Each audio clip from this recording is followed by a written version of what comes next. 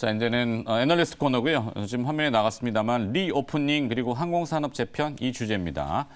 이베스트 투자증권 리서치 센터 운송 애널리스트 남인식 연구원 함께합니다. 어서 오십시오. 네, 반갑습니다. 네.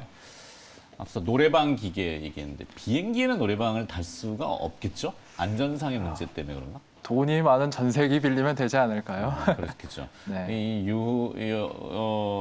여흥을 즐기는 민족이라서 네. 언뜻 그 생각이 참 났어요. 비행기엔 노래 부르는 게 없구나. 안전상의 문제가 있겠죠. 네. 자, 국제 여객이 회복세, 중요 변수인 트래블 버블. 이 트래블 버블 아시는 분도 있겠지만 이것이 무엇인지 정의를 한번 더 해주시고 현재 우리나라는 어떻게 지금 시행이 되고 있고 어느 국가하고 교류가 되고 있는지 해외 사례도 좀 알려주시면 좋겠고요. 예, 일단 트래블 버블 뉴스에도 많이 나와가지고 아시는 분도 많을 텐데 일단 정리를 해드리면은 이제 코로나 방역 실내국 간 1대1로 자가격리를 면제해주는 제도입니다. 네. 지금은 해외 나갈 때 특정 목적, 비즈니스 목적으로만 이제 왔다 갔다 하면 자가격리를 면제를 해주는데 관광 목적까지 풀어준다는 데 있어가지고 국제여객 회복에 가장 중요한 변수라고 볼 수가 있겠죠. 네. 그래서 우리나라 같은 경우에는 지금 6월에 사이판이랑 체결을 하고 지금 사이판은 자가격리 없이 갈 수가 있습니다. 그리고 얼마 전 10월에 싱가포르와 트래블 버블을 체결을 해가지고 조만간 싱가포르도 그냥 자가격리 없이 자유롭게 여행을 다닐 수 있다. 이렇게 보시면 될 것 같고요. 네. 근데 이게 트래블 버블이 지금은 제한적으로 시행이 되고 있습니다. 일단 사이판 입장에서 한 번에 관광객을 많이 받으면은 다시 확진자 수가 늘어날 수가 있으니까 지정된 숙소에서 5일간 자가격리를 한 이후에만 이제 여행이 가능하게 되고요. 운항 편수도 조금 제한은 하고는 있습니다. 그래서 우리나라에 앞서가지고 대만, 팔라우, 그리고 호주, 뉴질랜드, 홍콩, 싱가포르 이렇게 먼저 트래블 버블을 체결을 했는데 여기서 아셔야 될 부분이 확진자 수가 늘어나게 되면은 트래블 버블도 다시 중단되거나 중단됐다가 재개되거나 그렇게 된다는 점입니다. 그래서 네. 우리나라도 어떻게 보면은 지금 이제 트래블 버블에 대한 기대감이 항공주에 많이 있는데 그런 리스크 요인도 조금은 감안해 볼 필요가 있다. 저는 좀 말씀드리고 싶어요. 아, 그렇죠. 조금 성급한 건 아닌데 네. 그런 부분 기대감이 너무 이제 확 들어가는 거죠. 이 눌려있던 부분이 커서 그럴 것 같은데. 네. 아침에 이제 보도는 제가 해드렸지만 미국 국무부가 우리나라에 대한 여행 경보를 올렸어요. 주의 단계를 올렸잖아요. 네. 여행 재고 고려해봐라 이렇게 3단계로 올렸고 네. 지금 지금 나온 이제 중대본의 발표에 의하면은 코로나19 신규 확진은 그러니까 오늘 이제 새벽 0시 기준으로 1,952명. 어제보다 686명이 더 증가한 수치고 코로나19로 사망한 숫자가 9명. 이 사망자 숫자가 좀 늘어나는 것도 좀 껄끄럽긴 합니다. 그죠? 그러니까 이런 수치들이 트래블 버블이 지금은 진행을 하고는 있지만 어느 순간인가는 다시 잠시 멈출 수도 있다. 이럴 수도 있잖아요. 물론 일시 재개됐다가 다시 될 수도 있는데 네. 주가라는 게 또 그렇게 되면 다시 쇼크가 날 수가 있으니까 지금 기대감이 껴 있어가지고 약간은 조금 온도 조절을 하자 저는 말씀을 드리고 싶습니다. 네, 좋습니다. 네.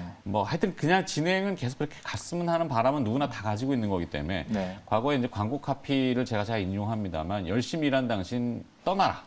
네, 어디든지 떠나고 싶은 여행에 대한 이 욕구는 누구나 다 가지고 있잖아요. 기본적인. 해외여행 잠재 수요도 많은 상황인데, 만약에 이제 위드 코로나 시대가 성급 다가와서, 한다면 국제 여객에 대한 그 급증, 이것도 이제 생각해 볼 수 있는 부분이겠죠. 그렇죠. 그래서 거기서 조금 더 첨언을 하자면 이게 국제여객 회복이 V자로 급격하게 반등을 하냐 아니면 네. 계단식으로 천천히 반등하냐 이 판단을 내려야 되는 시점이라고 보고 있습니다. V자형 아닐까요? 그래서 결론을 저희 집 내부에서도 지금 막 그러거든요. 제 집 옆에 있는 사람도 막 노래를 귀에다 대고 부르는데 네. 어쩌자는 얘기지. 그래서 저도 점심시간에 나가서 이렇게 이야기하면은 해외여행길 풀리면은 바로 어디든지 나간다라는 분들이 많은데 사실 비행기를 타고 싶은 건가 보죠. 네, 비행기 타고 해외 나가고 싶어 하는데 조금 시간은 걸릴 걸로 보고 있습니다. 제가 네.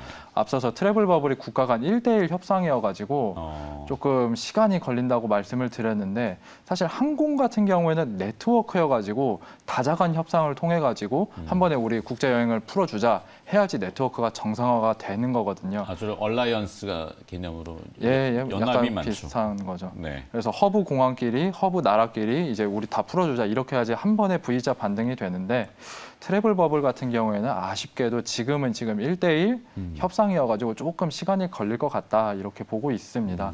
그리고 또 한 가지 이유가 있는데 지금 우리나라도 사이판 같은 경우에는 자가격리 없이 갈 수 있다 보니까 비행기가 모자릅니다. 네. 그러면 항공사 입장에서는 증편을 해야 되는데 사실 그것도 쉽지는 않습니다. 그렇죠. 왜냐하면은 한국이랑 사이판이랑 일정 횟수를 정해 놓은 다음에 그 안에서만 항공사가 취항을 할 수 있어가지고 먼저 정부 간 협상이 돼야 된다 보니까 이게 갑자기 V자형으로 여객 수요가 회복하기에는 어렵지 않을까 이렇게 보입니다. 네. 비행기도 보면 이제 그 여객용 비행기가 있고 네. 사람이 타는 화물 운송용 여객기가 있잖아요. 내부 구조가 완전히 다르잖아요. 완전히 다르죠. 그거를 개조하려면은 어마어마한 비용이 들고 시간도 걸리고. 네. 근데 이제 코로나가 장기화되는 과정에서 여객기의 수요 공급도 줄었고 또 보잉의 뭐 737 맥스 같은 경우 그렇고 네. 그다음에 이제 화물 운송기 수요는 좀 늘어서 화물로 그나마 이제 항공사들이 좀 연명했던 네. 뭐 그런 이야기들을 많이 하는데 항공산업의 재편 요거를 어떻게 짚어봐야 될까요? 그래서 지금 항공사들이 대한항공, 아시아나항공, 즉 화물기를 운영하는 두 개 항공사 빼고는 네. 다 영업이익이 적자이고 지금 유상증자를 하고 있고 상황이 매우 안 좋습니다. LCC라고 하는 이제 저가 비용 네, 그렇죠. 저비용 항공사들은 네. 다 지금 어려워가지고 항공산업 재편에 대한 이슈가 이제 앞으로 계속 일어나겠죠. 항공사들이 어떻게 통합이 되냐 요건데 네. 지금 가장 중요한 이슈는 대한항공이랑 아시아나항공 기업 결합 이게 어떤 방향으로 가냐가 이제 항공산업의 방향성을 좀 결정한다고 보고 있습니다. 네. 그리고 이제 금융위에서도 올해 말까지 이거를 어떻게든 매듭을 짓겠다 이렇게 하다 보니까 요렇게 보면 이제 승인, 불승인, 조건부 승인 그리고 조건부 승인 내에서도 여러 가지가 있는데 제가 생각했었을 때는 조건부 승인 가능성이 높아 보이고요. 그렇죠. 그리고 어떤 조건을 다냐?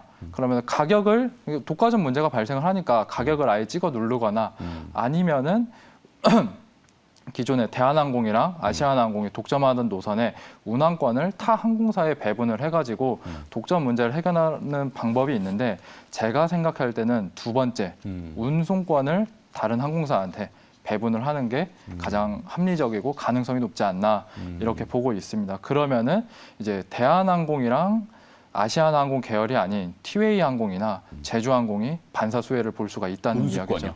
그렇죠. 운수권이라는 건 어떤 거죠? 운수권이라는 거는 이제 항공 자유화가 이루어지지 않은 나라에는 비행기를 취항을 하려면 먼저 국가 간 협상이 필요합니다. 네. 그래가지고 뭐 주 10회, 주 20회 먼저 결정을 해가지고 국가 단위에서 운수권을 따온 다음에 이제 항공사들한테 그걸 배분을 하는 거죠. 근데 이게 어느 정도 정책적인 성격도 있다 보니까 네. 지금 이런 기업 결합 과정에서 이렇게 반사 수혜가 나타날 수 있지 않을까 저는 보고 있습니다. 독과점을 좀 이렇게 견제하는 의미로. 그죠. 네. 자, 그러면 대한항공, 아시아나 기업 결합 후에 항공시장은 어떤 편도가 또 그려질지. 좀 전에 해주신 얘기 그 내용인가요? 네, 뭐 비슷한 이야기인데 그러면은 지금은 저비용 항공사들이 단거리 노선을 다 잡고 있고 네. FSC, 대한항공이나 아시아나항공은 장거리 노선을 잡고 있는데 운수권을 배분을 하게 되면은 장거리 노선 시장이 저가 항공사한테 열릴 걸로 보고 있습니다.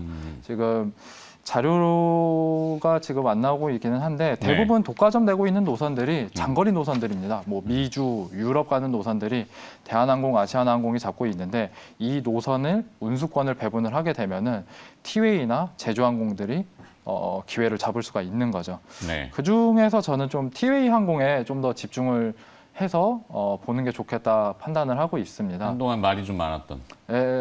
거긴 아마 이스타 항공 죄송합니다. 네. 아닙니다. 아침에 항공사가 워낙 많죠. 네. 딱 제가 좀 헷갈렸습니다. 네. 티웨이 항공은 다른 얘기입니다. 네, 다른 이야기입니다. 네네. 지금 항공사들이 다 항공기를 줄이고 있는데 티웨이 항공만 늘리고 있습니다. 그것도 장거리 여객이 가능한 A330 300기체 세 대를 내년에 도입할 예정이거든요. 이렇게 되면 티웨이가 조금 더 많은 기회를 가져갈 수 있지 않을까 저는 판단을 하고 있습니다. 네. 예림당하고 티웨이 항공은 관계가? 모회사. 모회사. 네네. 맞아. 자, 정리하려 합니다.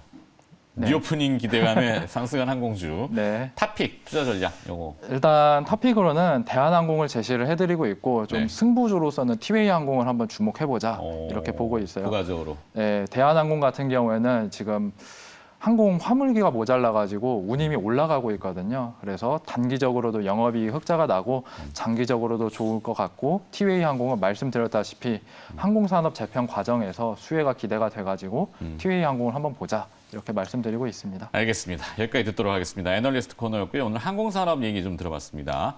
이베스트 투자증권 리서치센터 남인식 운송 애널리스트였습니다. 고맙습니다. 네, 반갑습니다.